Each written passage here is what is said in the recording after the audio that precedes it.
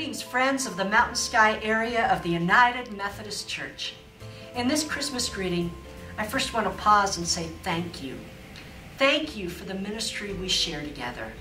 You inspire me in the ways that you are living into beloved community, sharing God's love in tangible ways in the communities you serve.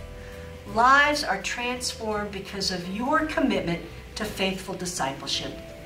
What a blessing you are. Each Advent, we're called to prepare our lives to receive Christ once again.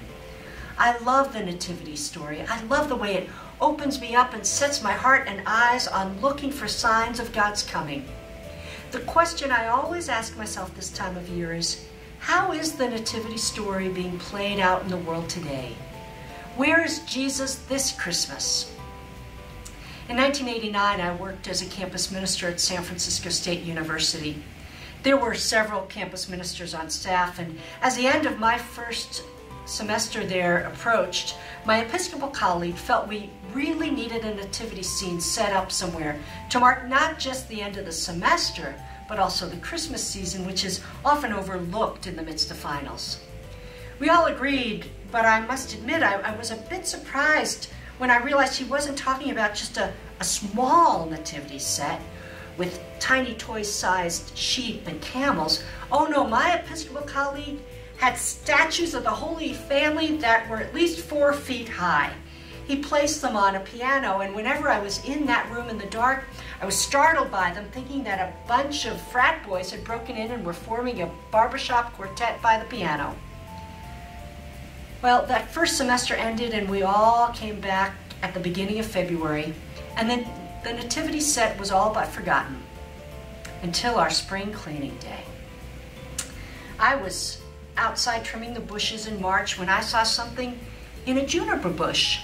At first I thought it was just some paper that had got caught in the gnarly branches, but as I parted the brush, there was a blanket.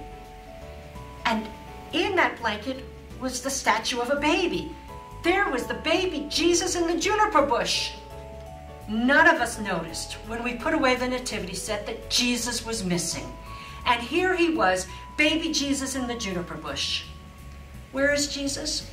Because he won't stay put in the manger.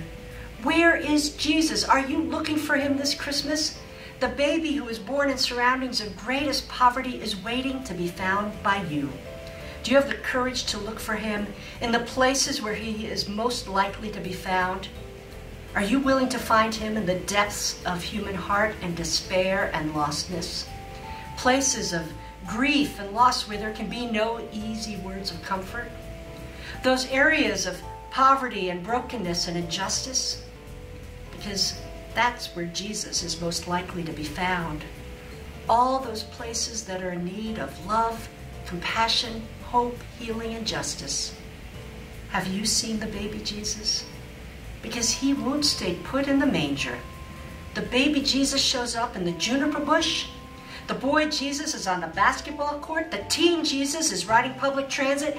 The healer Jesus is at work in the hospital. The protective Jesus is parenting. The provoking Jesus is pushing the envelope. The teacher Jesus is in the classroom. The liberating Jesus is leading the way to freedom. The rebel Jesus is heading up the revolution. The confronting Jesus is challenging injustice. And make no mistake, the fun-loving Jesus is turning water into wine so the party can continue. Have you seen the baby Jesus?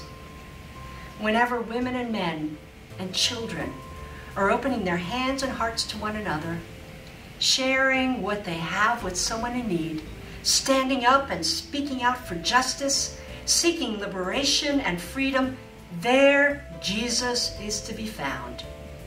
And you know what? It's Christmas all over again. Where is Jesus? The Gospel of John reminds us the true light that enlightens everyone is coming into the world. The Word became flesh and dwelt among us. This is cause for great joy. This Christmas season, may your eyes, may your hearts be open to see the ways that Jesus enters our world yet again. May your Christmas be most blessed, and may God's hope, peace, and healing break forth in your life and in our world as the new day dawns. Amen.